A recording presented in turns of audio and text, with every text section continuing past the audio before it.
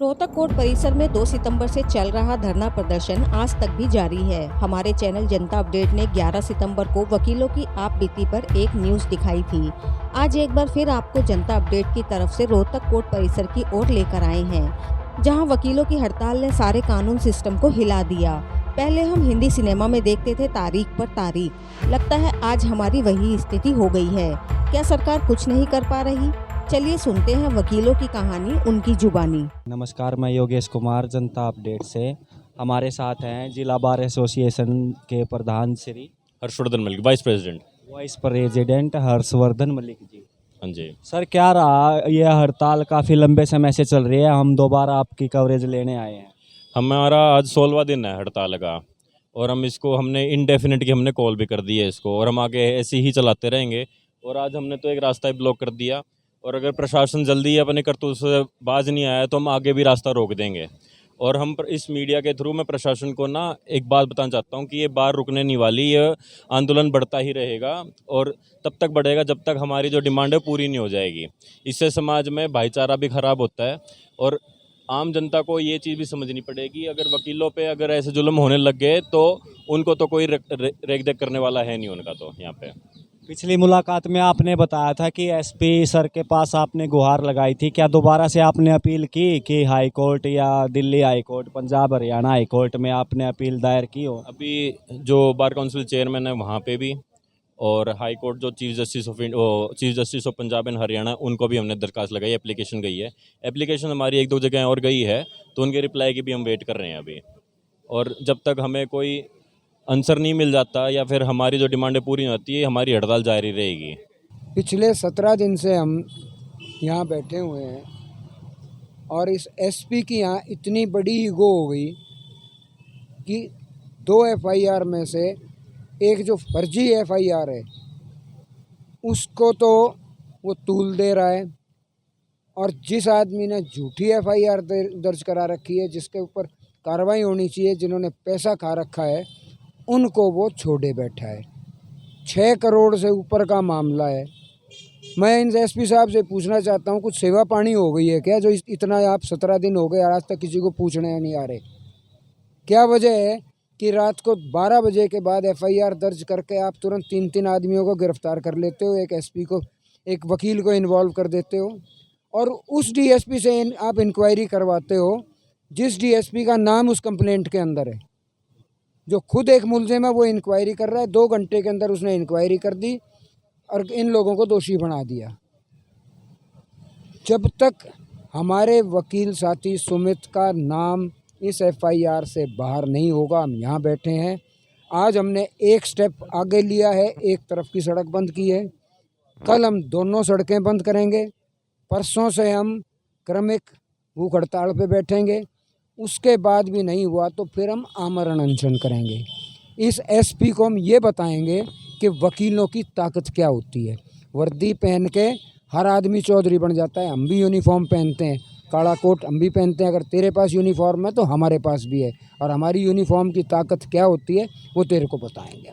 उन्होंने आज तक अभी तक यही नहीं बताया आपने केस में किया क्या है, और वो हमारी जुडिशरी की भी कमी है।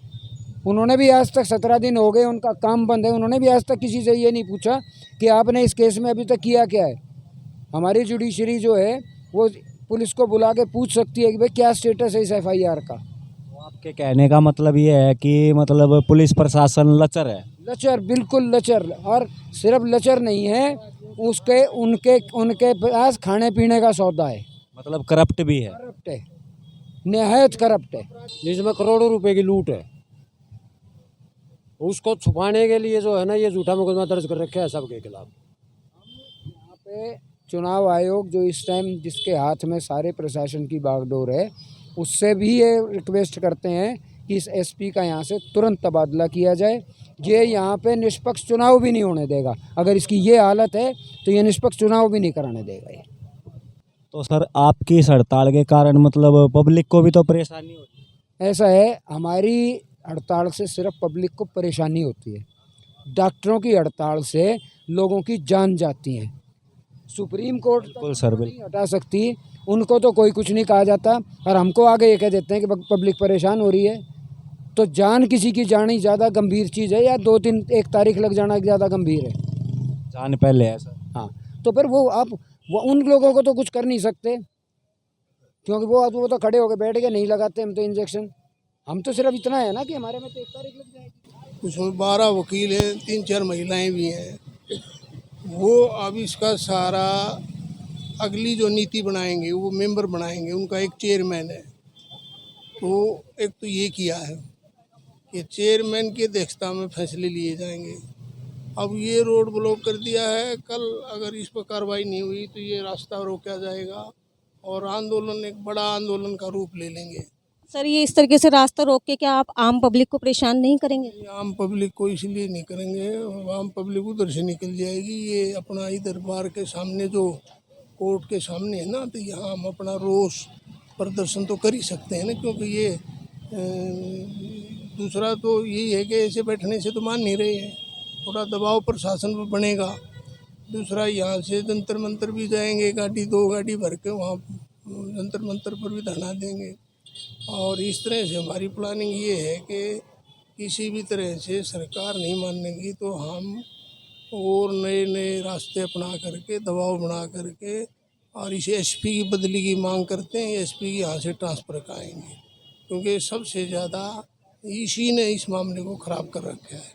वकील को बीच में नाम जोड़ना, ये पुलिस प्रशासन की अपनी वो है, नाकामयाबी है, या इनका ये समझो कि एक वकीलों के प्रति ईगो है, वकीलों की बात को ना माना जाए, ना सुना जाए। क्या आप सभी वकीलों ने एसपी ऑफिस का घेराव कभी किया?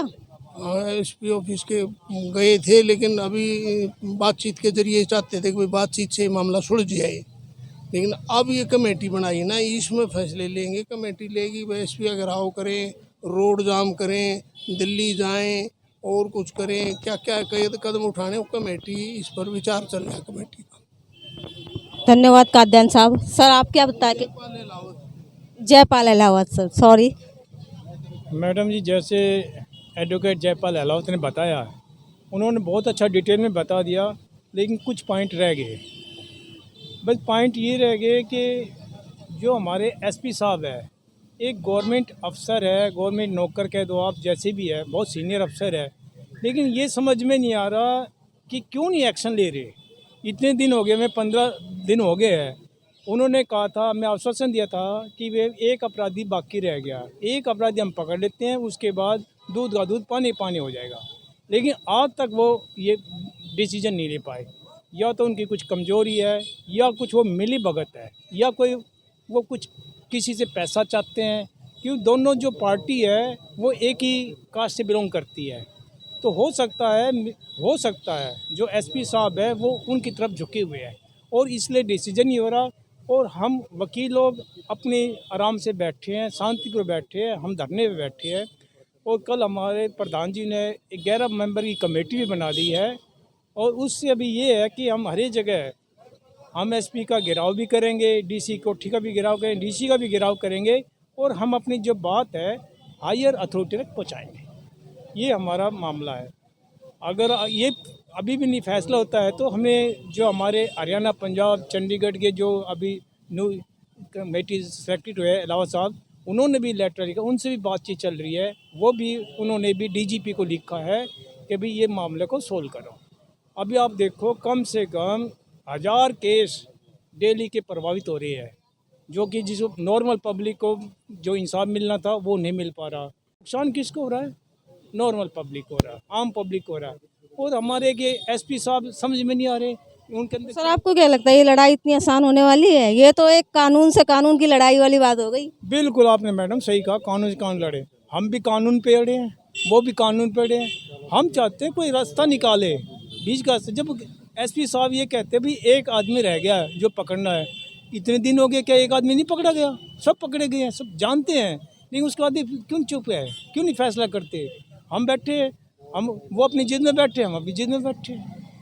पहले हम एसपी के पास गए थे भाई बात करने के लिए, हमारे प्रेसिडेंट कहा था, हमारे प्रेसिडेंट को रिस्पेक्ट ना दी। लेकिन अब तो आपने मन बना लिया कि यहाँ बैठे नहीं रहेंगे, अब एक्शन लेना है। अभी हम एक्शन लेंगे। इनडेफिनेट स्ट्राइक है, हम इनडेफिनेट बैठे रहेंगे, और हम एसपी के पास भूल के भी नहीं जाएंगे। अगर वो हमें इनवाइट भी करता है तो हमारे प्रधान जी वहाँ नहीं जाएंगे। हमारे प्रधान ने स्पष्ट कह दिया अगर प्रॉब्लम सोल्व होगी तो यहाँ होगी। एसपी साहब यहाँ आएंगे, डीसी साहब यहाँ आएंगे। कल डीसी साहब का प्रोग्राम था 1 बजे आने का, लेकिन कुछ कारणों से नहीं आ पाए, कोई मजबूरी होगी, गवर्नमेंट काम है, लेकिन वो सब यहाँ पर आएंगे, उसके बाद ही प्रॉब्लम सोल्व होगी, हल निकलेगा।